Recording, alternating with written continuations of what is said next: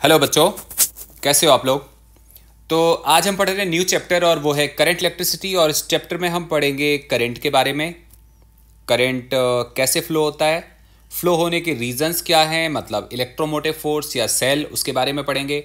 हम रेजिस्टेंसेस पढ़ेंगे, वायर के अंदर की कौन सी प्रोडक्ट प्रॉपर्टीज़ होती हैं, जैसे conductance, resistance, conductivity, resistivity, mobility, ये सारी किसी वायर के या मेटल के अंदर की प्रॉपर्टी हम वो पढ़ेंगे।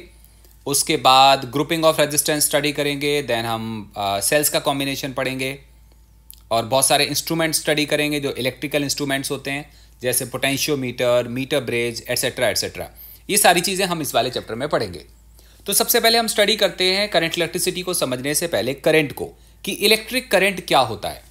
तो अगर हम इलेक्ट्रिक करंट को डिफाइन करें तो हम अलग अलग तरीके से समझा सकते हैं। जैसे सपोज करो कोई हमसे बोले कि हमारे पास मेटल है, तो अगर हम मेटेलिक वायर की बात करें तो उसमें करंट का मतलब कुछ और होता है। मतलब जैसे वी हैव अ मेटल और ये वायर है, तो बेसिकली इसके अंदर का अगर हम स्ट्रक्चर समझने की ट्राई करें तो मैं बाहर दिखाता हूँ। ये अंदर का स्ट्रक्चर कुछ ऐसे होगा कि न्यूक्लियस होगा, एटम होंगे ऐसे और ऐसे, और होता क्या है, जो आउटर मोस्ट ऑर्बिट्स है ना वो आपस में पार्शियली या कंप्लीटली ओवरलैप्ड होते हैं।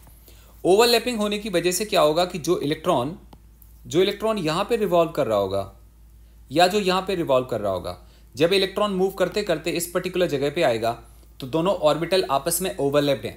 तो पॉसिबिलिटी है कि इधर का इलेक्ट्रॉन इस वाले एटम में चला जाए या वाइस वर्सा, इधर का इलेक्ट्रॉन इस वाले एटम में चला जाए। तो ऐसे वाले इलेक्ट्रॉन जो यहाँ से लेके वहां तक जा सकते हैं उनको हम नाम देते हैं फ्री इलेक्ट्रॉन। क्या नाम देते हैं? Free electron. So basically electric current में अगर हम पढ़ रहे हैं कि करंट होता क्या है, तो करंट है एक्चुअली मूवमेंट किसका? इलेक्ट्रॉन का, और माइग्रेशन ऑफ इलेक्ट्रॉन कहां से कहां? एक एटम से दूसरे एटम तक। तो मेटल के अंदर जो करंट आता है वो आता है एक्चुअली मूवमेंट ऑफ या मोशन ऑफ इलेक्ट्रॉन की वजह से आता है। किसकी बात कर रहे हैं हम? मेटल की बात कर रहे हैं। और वो कहां से कहां होता है? एक एटम से one atom to the second atom. तो जब हम ऐसा कुछ देखते हैं कि एक एटम से दूसरे एटम में इलेक्ट्रॉन मूव कर रहा है तो वो इलेक्ट्रिक करंट को डिफाइन करता है। ये मेटल की बात हो रही थी। अगर हम बात करें किसी लिक्विड की, लेट्स से लिक्विड की बात करें या हम किसी सॉल्यूशन की बात करें, ये लिक्विड है। जैसे सपोज करो हमारे पास हमने पानी में नमक डाल दिया तो वो बन गया सोडियम क्लोराइड, और उसमें आयन क्रिएट हो जाएंगे, NaCl के आयन बन जाएंगे। कौन से बनेंगे? Na+ और Cl-।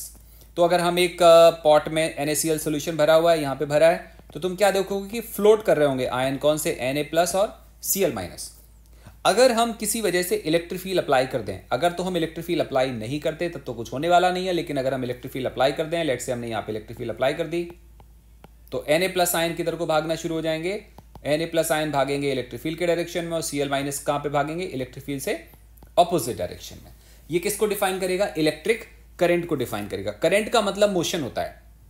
जैसे हम बात करते हैं लिक्विड करंट, वाटर करंट का मतलब हुआ पानी भाग रहा है। यहां पे हम किस करंट की बात करते हैं? चार्ज करंट की बात करते हैं। मेटल्स में इलेक्ट्रॉन भाग रहे हैं, सॉल्यूशन में क्या भाग रहा है? आयंस भाग रहे हैं।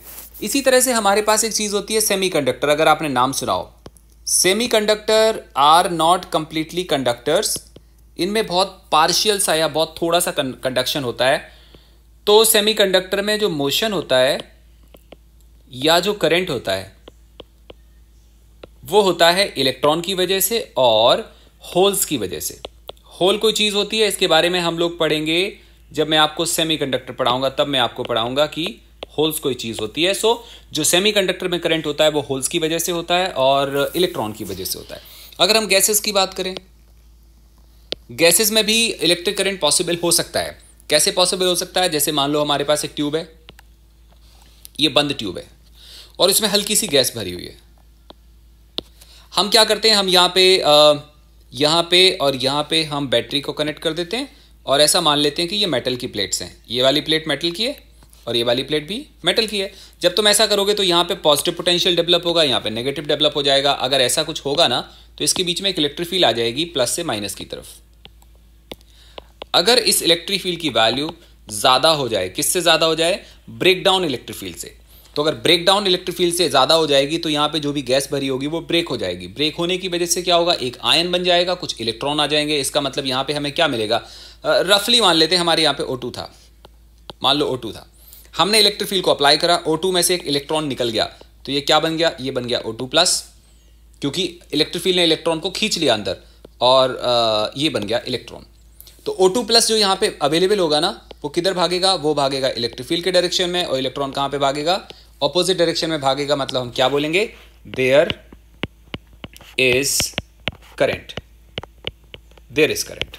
इसका मतलब हम क्या देख पाए अभी कि करंट कंडक्टर में भी हो सकता है, करंट गैसेस में भी हो सकता है, करंट लिक्विड में भी हो सकता है, करंट सेमीकंडक्टर में हो सकता है, और इनके जो मीडिया होंगे या जो कॉज होगा जिनकी वजह से करंट हो रहा है वो अलग अलग होंगे।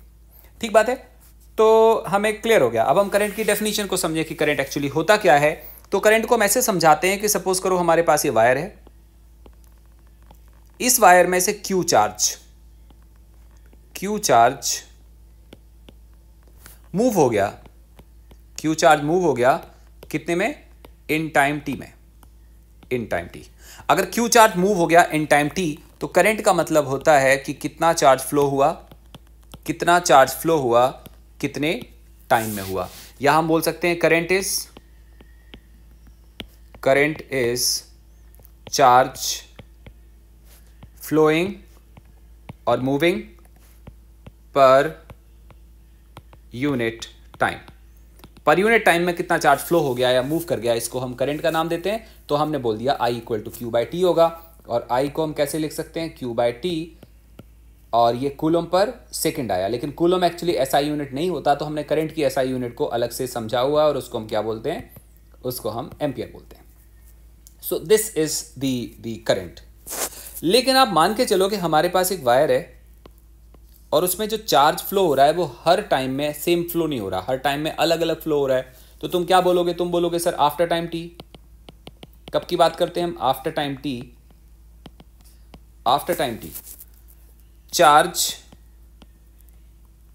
Flow is dq in small time dt। ये लैंग्वेज समझना।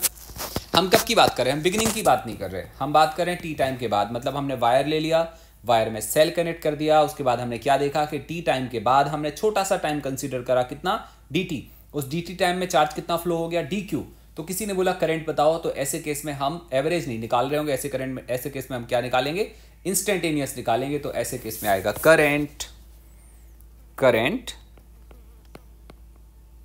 I is equal to, we are going to say dq/dt। ठीक हो गया।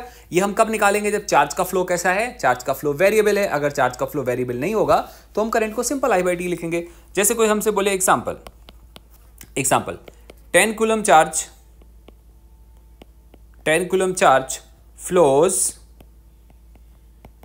इन 1 मिनट, फाइंड करंट और इलेक्ट्रिक करंट, फाइंड करंट। किसी ने ऐसे बोला तो तुम क्या बोलोगे, सर करंट इक्वल टू क्या होगा, Q/T। यहाँ पे हम सीधा Q/T लिखेंगे, dq/dt नहीं लिखेंगे, बिकॉज यहाँ पे पूरा चार्ज फ्लो हो रहा है एक पर्टिकुलर टाइम में। सो आंसर क्या आएगा, 10/1 मिनट को क्या लिखेंगे हम, 60 सेकेंड, दैट इज 1/6 एम्पियर। ये हमारे पास आंसर आ गया। लेकिन अगर कोई हमसे ऐसे बोले कि charge Q = 2t² + 3t, 2t² + 3t goes through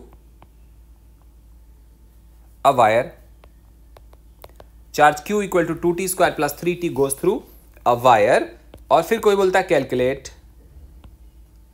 calculate current in first 2 seconds. हमें पहले 2 सेकेंड में करंट की वैल्यू को पता करना है। अब कैसे निकालोगे तुम, पहले 2 सेकेंड में करंट की वैल्यू क्या होगी बेटा, करंट होगा I = Q/T। कौन सा वाला Q जो 2 सेकेंड में फ्लो करेगा, या 2 सेकेंड में जो चार्ज फ्लो करेगा। 2 सेकेंड का चार्ज कैसे निकाल पाओगे तुम बोलोगे Q/T। Q की वैल्यू क्या लिखी है, 2t² + 3t। हम क्या लिखेंगे, 2 t को क्या लिखेंगे हम, 2 प्लस 3, टी को क्या लिखेंगे 2 divided by what is time, that is also 2। So answer कितना आएगा ऊपर, आंसर आएगा 4 प्लस ये 2 कैंसिल, ये 2 कैंसिल, आंसर कितना आएगा 7 एम्पियर। ये हमने कैलकुलेट कर लिया। हाँ, अगर लेकिन कोई आपसे कहता है उसी क्वेश्चन में बोलता है आपसे कि इन above problem find current at t equal to 2 second. ध्यान से समझना, दोनों में फर्क है। पहले वाले क्वेश्चन में हमसे बोला हुआ था कि 2 सेकंड में हमने करंट निकालना है, इसमें क्या बोल रहा है वो कि एट 2 सेकंड निकालना है। एट टू का मतलब उस पर्टिकुलर टाइम पे निकालना है। अब हमसे एवरेज की बात हो रही है कि इंस्टेंटेनियस की बात हो रही है? बेटा अब हमसे बात हो रही है इंस्टेंटेनियस की। तो ऐसे केस में हम कैसे कैलकुलेट करेंगे? ऐसे केस में हम बोलेंगे आई इक्वल टू, एवरेज नहीं है बट क्या है, instantaneous, d q by d t. So how to do that, d q by d t क्या लिखा है, क्यू लिखा है यहाँ पे 2t स्क्वायर प्लस 3t, और D q by d T करेंगे तो कितना आएगा, D q by d T will come out 4t plus 3, और यहाँ पे टाइम की वैल्यू कितनी पुट करने वाले हम, at t equal to 2 second, time की वैल्यू 2 सेकेंड डालेंगे तो आई कितना आएगा, आई आएगा 4 मल्टीप्लाइड बाई 2 प्लस 3। क्लियर हो गया? और ये कितना आ रहा है, ये आ रहा है 11 एम्पियर। ये आंसर पहले जैसा आंसर नहीं है, ये आंसर पहले से डिफरेंट है। आई बिलीव आपको समझ में आ गया। So this answer is different, क्योंकि ये इंस्टेंटेनियस करंट है और वो पहले वाला कौन सा था, वो पहले वाला एवरेज करंट था। बहुत अच्छी बात है। अगर सपोज करो हमें इसी वाले केसेस में, जो केस में आपको यहाँ पे दिखा रहा हूँ, अगर हमें निकालना हो टोटल चार्ज,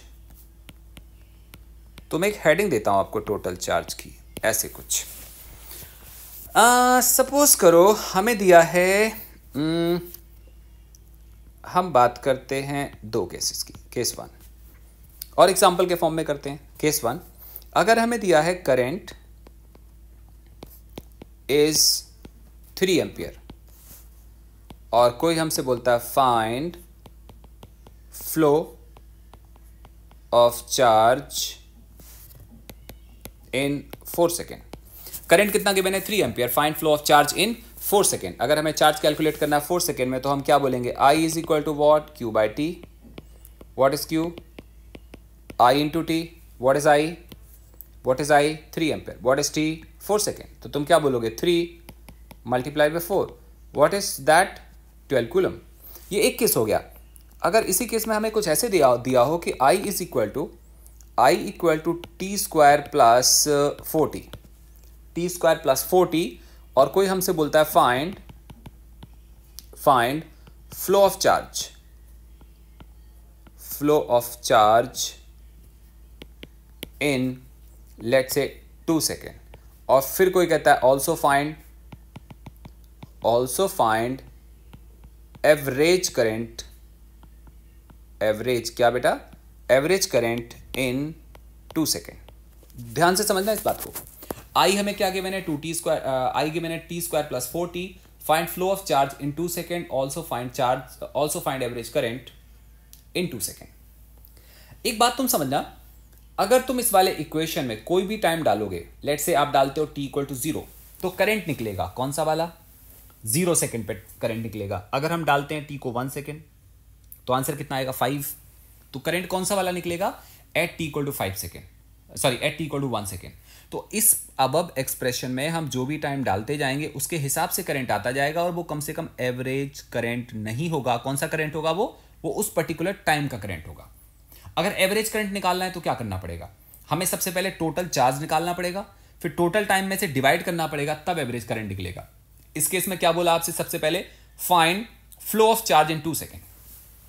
हमें रिलेशन दिख रहा है यहाँ पे, हमें जो रिलेशन दिख रहा है वो है I equal to T square plus 40, और आई को क्या लिखेंगे हम, आई को लिखेंगे हम D q by d T, और वो क्या आएगा, टी स्क्वायर प्लस 40।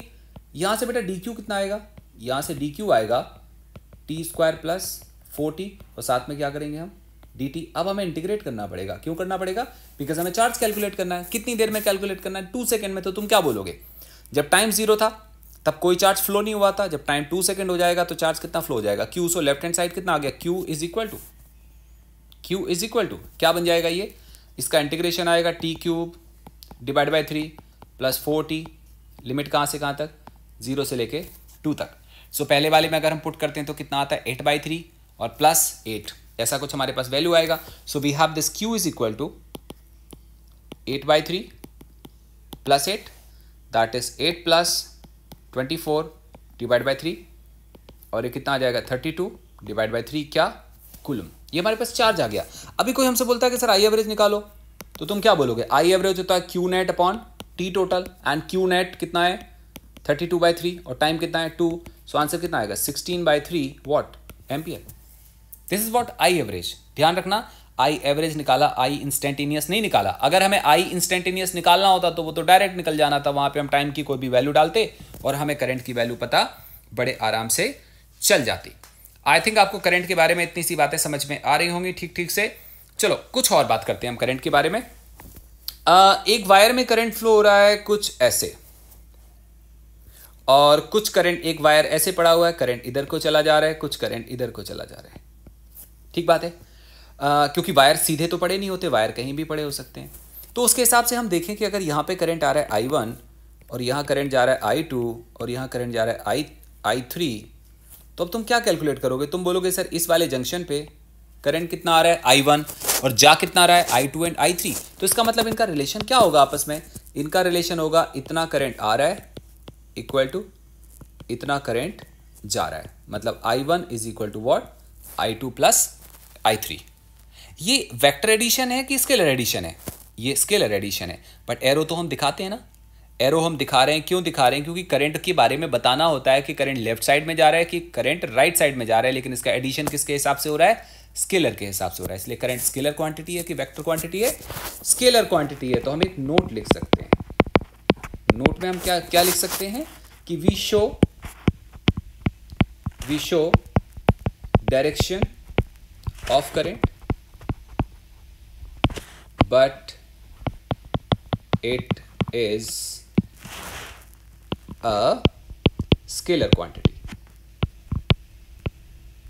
तो कोई तुमसे कई बार क्वेश्चन पूछ लेता है कि हम ऑल्दो हम करंट के फ्लो में डायरेक्शन दिखाते हैं बट ये फिर भी स्केलर है डिफाइन। कोई आपसे क्वेश्चन पूछेगा कि करंट के फ्लो में हम एरो दिखाते हैं, डायरेक्शन दिखाते हैं, फिर भी ये स्केलर है, डिफाइन करो, तो तुम क्या बोलोगे, तुम बोलोगे क्योंकि करंट का सम स्केलर मेथड को फॉलो करता है, वेक्टर मेथड को फॉलो नहीं करता, इसलिए क्या चीज है, ये स्केलर क्वांटिटी है, वेक्टर क्वांटिटी नहीं है। अगर करंट का एडिशन वेक्टर एडिशन को फॉलो करता तो ये वेक्टर क्वांटिटी होती, बट ये स्केलर एडिशन को फॉलो करता है, इसीलिए ये स्केलर क्वांटिटी है। आपको ये लाइन लिखनी पड़ेगी तो आपको पूरे मार्क्स मिल जाते हैं। So it was about current, कि करंट कैसे बिहेव करता है और कैसे कैसे फ्लो होता है। अब हमें ढूंढना कॉज, हमें ढूंढना है कॉज ऑफ करंट। मैं आपसे एक लाइन में पूछूं कि बेटा एक बात बताओ, करंट के फ्लो होने का कॉज क्या है, किस वजह से फ्लो होता है, तो तुमसे कहा जाए कहां पे फ्लो होता है, तो तुम बोलोगे कंडक्टर, सेमीकंडक्टर, इंसुलेटर या एयर, हर जगह फ्लो हो सकता है। किन की वजह से होता है, चार्ज कैरियर की वजह से होता है। चार्ज कैरियर कौन से होते हैं, कंडक्टर में इलेक्ट्रॉन होते हैं, सेमीकंडक्टर में इलेक्ट्रॉन होल होते हैं, सॉल्यूशंस में आयन होते हैं, ऐसे करके हम अलग अलग बातें बता सकते हैं। बट ये किसकी वजह से फ्लो होता है, इसका कॉज क्या है, इसका कॉज है ईएमएफ। ईएमएफ का क्या मतलब हुआ, ईएमएफ का मतलब हुआ इलेक्ट्रोमोटिव फोर्स। तो इसका कॉज है ईएमएफ, या सिंपल लैंग्वेज में समझें तो सेल, या सिंपल लैंग्वेज में समझें तो पोटेंशियल डिफरेंस, या हम समझ सकते हैं इलेक्ट्रिक फील्ड। ये सब एक फैमिली के मेंबर हैं, इलेक्ट्रिक फील्ड, क्योंकि करंट का मतलब किसका मोशन है, चार्जेस का मोशन है। चार्ज का मोशन कब होगा, जब चार्जेस पे फोर्स लगेगा। फोर्स कब लगेगा, जब इलेक्ट्रिक फील्ड होगी। अगर इलेक्ट्रिक फील्ड होगी तो वो कहां से आई होगी, वो पोटेंशियल डिफरेंस की वजह से आई होगी। क्लियर हो गया। तो हमें दिखाई दिया कॉज क्या है, यहां पे बेसिकली ईएमएफ बोल दो, सेल बोल दो, इन सब का मतलब बिल्कुल सेम है। तो हम बात करते हैं सबसे पहले सेल की। ये सेल चीज क्या है हम देखने की ट्राई करें। तुमने पहले भी शायद कभी पढ़ रखा होगा, लेकिन जो तुम्हें आता होगा फिलहाल के लिए उसको पॉज करके साइड में रख दो। अब नए तरीके से हम सेल को समझते हैं। सेल एक कंटेनर है, ये ऐसा कंटेनर है, सिंपल। अच्छा, इसमें एक सॉल्यूशन भरा हुआ है, मे बी लिक्विड जैसा होगा या मे बी थिक होगा, मे बी ड्राई होगा, पाउडर फॉर्म में, पता नहीं, जिस भी फॉर्म में होगा, बट इसमें कुछ भरा हुआ है, जिसको हम क्या नाम देते हैं, जिसको हम नाम देते हैं बेटा सॉल्यूशन। डन है जी, बहुत अच्छी बात है। इसमें रॉड पड़ी होती है जिसको हम नाम देते हैं इलेक्ट्रोड। ध्यान से समझो, इलेक्ट्रोड हमेशा दो होंगे। कितने होंगे? दो होंगे। दो अलग अलग भी हो सकते हैं, जैसे हम मार्केट में जो सेल लेके आते हैं उसको हम ड्राई सेल बोलते हैं। उसमें क्या होता है, मिडिल में एक इलेक्ट्रोड पड़ा होता है और दूसरा इलेक्ट्रोड का काम कौन करता है, ये मतलब जो ड्राई सेल हम लेके आते हैं ना, उसमें ऐसे इलेक्ट्रोड पड़ा होता है। अगर तुम ध्यान से उसको ओपन करके देखोगे तो यहाँ पे ब्रास की कैप लगी होती है या मेटल की कैप लगी होती है। तो ये एक इलेक्ट्रोड का काम करता है और दूसरा इलेक्ट्रोड जो कंटेनर की वॉल्स होती है ना, वो दूसरा इलेक्ट्रोड का काम कर रहा है। तो इस वाले सेल में भी दो इलेक्ट्रोड हैं, एक मिडिल वाली रॉड और दूसरा जो कंटेनर की वॉल्स हैं, जो मार्केट में हम अपने टॉर्च में या रिमोट में या किसी भी चीज़ में डालते हैं, उस सेल की बात कर रहे हैं। तो दो इलेक्ट्रोड होते हैं। हम जनरल केस की बात करेंगे तो जनरल केस के हिसाब से हम क्या बोलेंगे, हम बोलेंगे यार इसमें ना, जनरल केस के हिसाब से हम बात करेंगे इसमें इलेक्ट्रोड होते हैं और हम कंटेनर को नहीं मानेंगे, हम मानेंगे इसमें दो इलेक्ट्रोड होते हैं। कौन से दो होते हैं? एक होता है इधर पड़ा हुआ और एक होता है इधर पड़ा हुआ। बहुत ध्यान से समझना है, सेल समझ में आता नहीं है बहुत जल्दी। इसको हम बोलेंगे इलेक्ट्रोड नंबर 1 और इसको हम बोलेंगे इलेक्ट्रोड नंबर 2। ठीक है। एक इलेक्ट्रोकेमिकल सीरीज होती है, उस सीरीज में मेटल्स को अरेंज करा गया। अगर आपने केमिस्ट्री में अभी तक पढ़ा हो तो, या फिर सर आपके पढ़ाएंगे बाद में, तो इलेक्ट्रोकेमिकल सीरीज में हम क्या करते हैं, अलग अलग मेटल्स को उनके रिडक्शन पोटेंशियल या ऑक्सीडेशन पोटेंशियल के हिसाब से अरेंज करते हैं। किसी का ऑक्सीडेशन पोटेंशियल बहुत ज्यादा होता है, किसी का कम और कम और कम और कम, फिर किसी का रिडक्शन पोटेंशियल, ऐसे करके एक सीरीज बनती है। हम जिन दो इलेक्ट्रोड्स को इस केमिकल सॉल्यूशन में पुट करेंगे ना, इन दोनों का इलेक्ट्रॉन एफिनिटी अलग अलग होना चाहिए, या एक के पास ऑक्सीडेशन पोटेंशियल होना चाहिए तो दूसरे के पास रिड्यूस करने का पोटेंशियल होना चाहिए। इन शॉर्ट, इलेक्ट्रोड्स का कॉम्बिनेशन हम ऐसा रखते हैं जिससे ध्यान से देखना, इस केमिकल सॉल्यूशन को डालने पे जो आयंस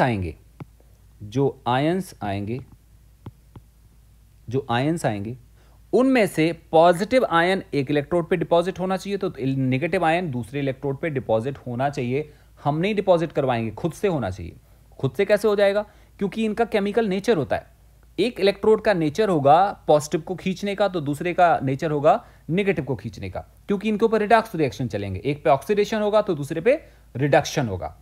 बेटा समझ में आ गई बात? ये केमिस्ट्री वाली लैंग्वेज है वैसे। तो अगर मान लो कि इलेक्ट्रोड 1 पॉजिटिव चार्ज के साथ एफिनिटी रखने वाला इलेक्ट्रोड है, तो वो क्या करेगा, अपने ऊपर प्लस प्लस डिपॉजिट कराएगा, अपने आप कराएगा। जैसे तुमने इलेक्ट्रोड डाला तो आवाज आएगी, आपको ऐसे लगेगा जैसे हल्का सा कैसे बताऊं, जैसे ऐसे लगेगा जैसे सॉल्यूशन में कुछ हल्का सा रिएक्शन हो रहा हो, ऐसी बहुत हल्की सी आवाज आएगी और तुम देखोगे कि वो आयन इसके ऊपर डिपॉजिट होने शुरू होंगे।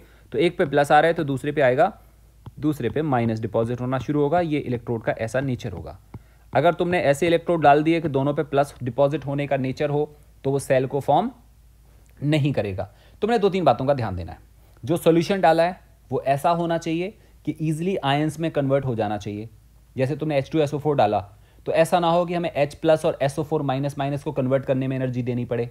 मतलब that solution must exist in a form so that already plus and minus ions are existing in that solution.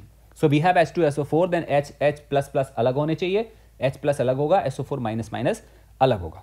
चलो, एक आयन प्लस है, एक आयन माइनस है। जैसे हमने इलेक्ट्रोड डाला, एक पे ऑक्सीडेशन, एक पे रिडक्शन हो रहा है, उस हिसाब से प्लस और माइनस चार्जेस डिपॉजिट हो जाएंगे। कब तक? सवाल ये आता है कब तक।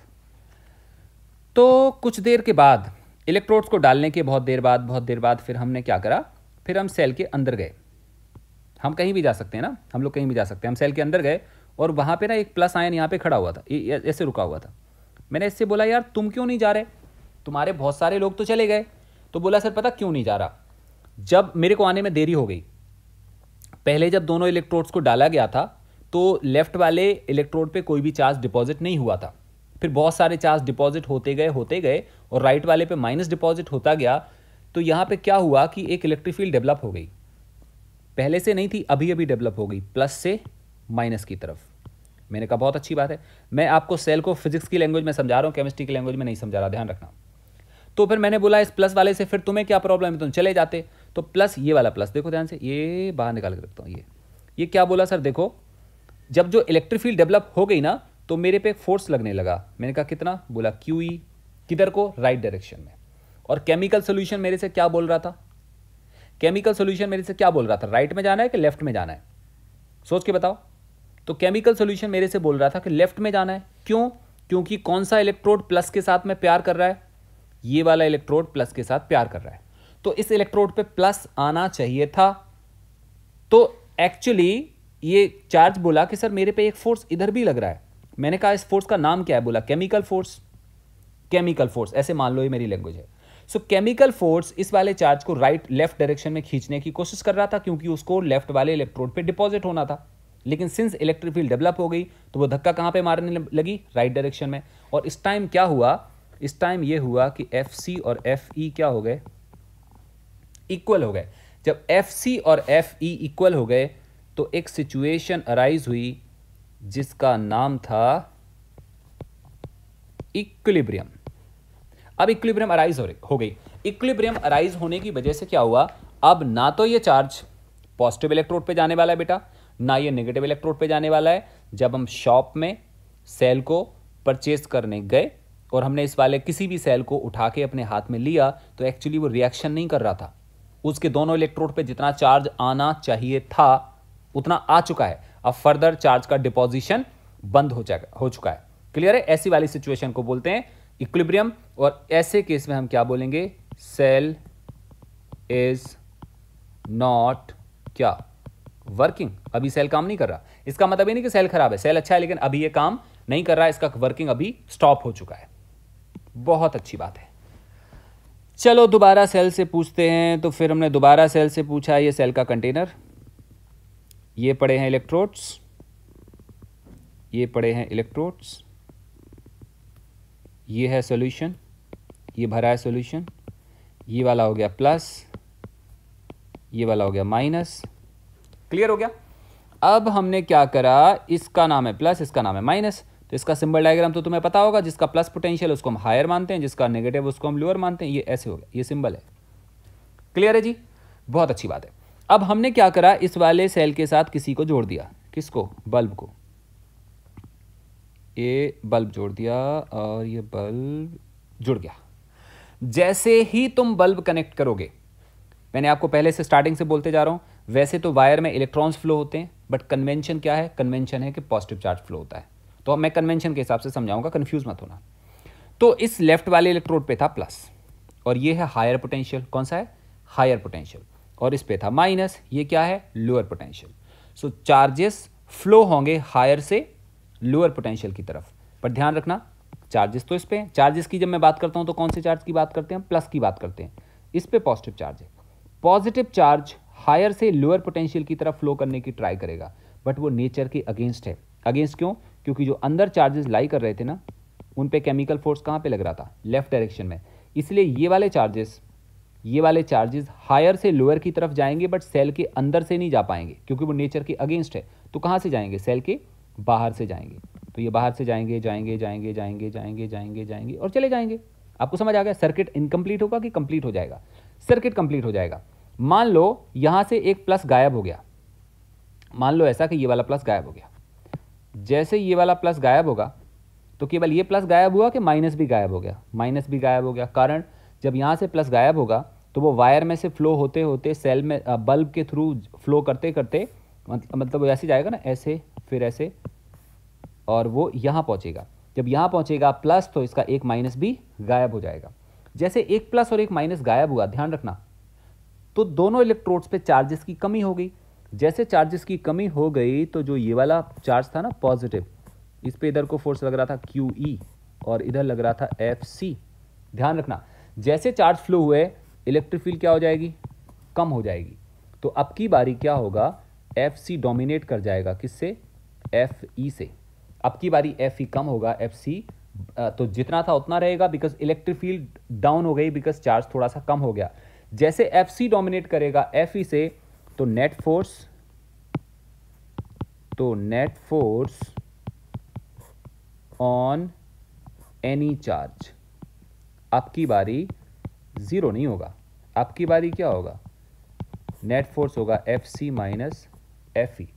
और ऐसे केस में चार्ज विल फ्लो, कौन से चार्ज की बात कर रहा हूं ध्यान रखना, मिक्स नहीं कर रहा मैं, चार्ज विल फ्लो, कौन सा वाला charge, positive charge, charge will flow towards positive electrode inside cell, कहां की बात कर रहा हूं मैं, इनसाइड सेल। क्लियर हो गया, charge will flow towards inside cell. इसका मतलब जैसे ही हमने सेल को किसी के साथ कनेक्ट करा तो हमें दो बातें दिखाई दी। पहली बात तो ये दिखाई दी कि ये पॉजिटिव इलेक्ट्रोड है, ये नेगेटिव इलेक्ट्रोड है, मैं ऐसे मान लेता हूं ये पॉजिटिव है, नेगेटिव है और ये बल्ब के साथ कनेक्टेड है। तो चार्ज फ्लो करेगा कहां से कहां तक, चार्ज फ्लो करेगा पॉजिटिव से नेगेटिव की तरफ और अंदर फ्लो करेगा नेगेटिव से पॉजिटिव की तरफ। इसका मतलब करंट का मतलब क्या हुआ, करंट है पॉजिटिव चार्ज की वजह से और पॉजिटिव चार्ज फ्लो होता है पॉजिटिव इलेक्ट्रोड से नेगेटिव इलेक्ट्रोड की तरफ outside the cell and negative electrode से पॉजिटिव इलेक्ट्रोड की तरफ इनसाइड सेल। तो मैं कुछ लाइन लिखता हूं, ड्यू टू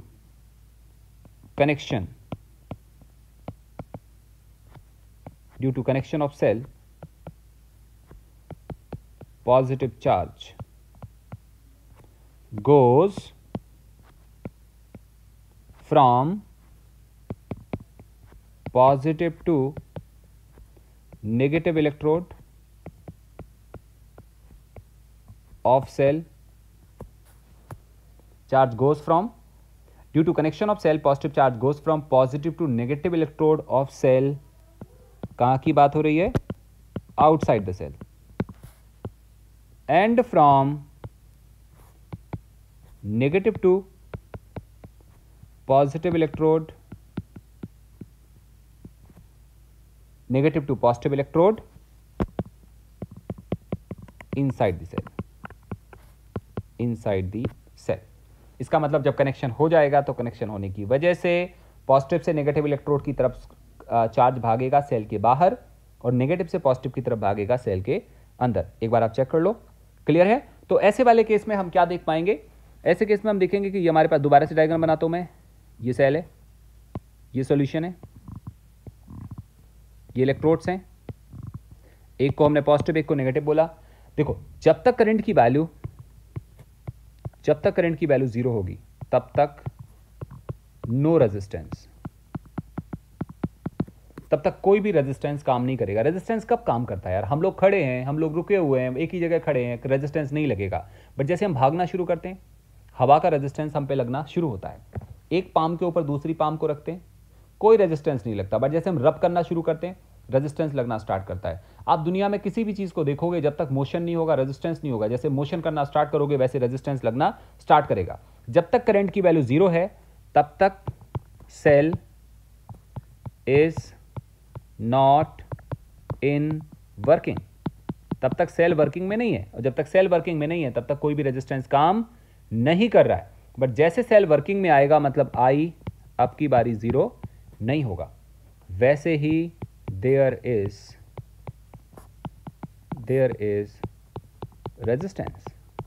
कौन लगाएगा रेजिस्टेंस, रेजिस्टेंस कौन लगाएगा, सवाल ये होता है कौन लगाएगा। तो आप देखोगे रेजिस्टेंस दो जगह लगेगा। एक कहां पे लगेगा कि जैसे ही मान लो मैंने इसको जोड़ दिया इसके बल्ब के साथ, या बल्ब के साथ ना भी कनेक्ट करो, सिंपल वायर के साथ भी जोड़ दो,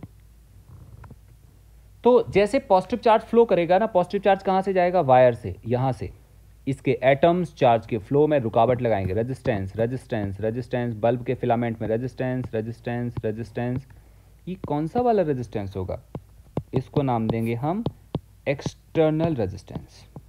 कौन सा रेजिस्टेंस है, एक्सटर्नल रेजिस्टेंस। आपको पता है जब सेल को हम कनेक्ट करते हैं तो दो जगह काम होना शुरू होता है, वायर के, सेल के बाहर भी हो रहा है, सेल के अंदर भी हो रहा है। सेल के अंदर देखें, आपको पता है पॉजिटिव चार्ज कहां से कहां भागेगा, पॉजिटिव इधर भागेगा, तो यहां पे भी होगा रेजिस्टेंस। वो कौन सा होगा, इंटरनल। इंटरनल कहां से आ गया, इंटरनल आ गया, जस्ट अ मिनट, इंटरनल आ गया केमिकल सॉल्यूशन। जब भी कोई सॉल्यूशन जो बहुत थिक होगा वो विस्कस होगा। विस्कस का मतलब उसमें विस्कोसिटी होगी। विस्कोसिटी में हमेशा एनर्जी का लॉस होता है, आपको पता है। तो जब भी कभी चार्ज कैरियर या चार्ज यहां से इधर को भाग रहा होगा तो यहां जो सॉल्यूशन ऑलरेडी पड़ा है उसमें विस्कोसिटी है, वो विस्कोसिटीज पे रुकावट लगाएगा, जिसको हम कौन सा रेजिस्टेंस नाम देंगे, इंटरनल। इसका मतलब इस चार्ज कैरियर के ऊपर सेल के अंदर भी रेजिस्टेंस लगेगा, सेल के बाहर भी रेजिस्टेंस लगेगा। सेल के बाहर कहां पे शो करोगे, सेल के बाहर शो करोगे सिंबल के हिसाब से। मैं इसका सिंबल यही बनाता हूं, सिंबल ऐसे बनाऊंगा, ऐसे। ये सेल है, कौन सा वाला, पॉजिटिव और नेगेटिव। और बाहर वाला एक्सटर्नल रेजिस्टेंस कहां मिलेगा, एक्सटर्नल मिलेगा हमें यहां पे, यहां पे। इसको हम बोलेंगे आर एक्सटर्नल। और इंटरनल कहां पे मिलेगा, इंटरनल मिलेगा बेटा केमिकल सॉल्यूशन के अंदर। तो केमिकल सॉल्यूशन के अंदर का मतलब हुआ दोनों इलेक्ट्रोड के बीच में, यहां मिलेगा, इस जगह मिलेगा इंटरनल। बट दिखाने का तरीका है, हम इंटरनल रेजिस्टेंस को यहां पे नहीं दिखाते, दिखाना यहां पे चाहिए, आप मेरी बात समझना, बट हम दिखाते कहां पे, वी शो दैट सेल के साथ में यहां, और इसको हम दिखा देते हैं आर। स्मॉल आर क्या चीज है, इंटरनल रेजिस्टेंस, जो कहां पे मिल रहा है, केमिकल सॉल्यूशन में। और कौन सी जगह पे है, दोनों इलेक्ट्रोड के बीच में है। बट दिखाने का मेथड है, हम इनको इलेक्ट्रोड के बाहर दिखाते हैं, बट अदरवाइज हमें बीच में शो करना चाहिए था। So this is internal and this is external. क्यों आ रहा है, कैसे आ रहा है, कॉजेज आपको शायद समझ में आ गए होंगे। It was about cell.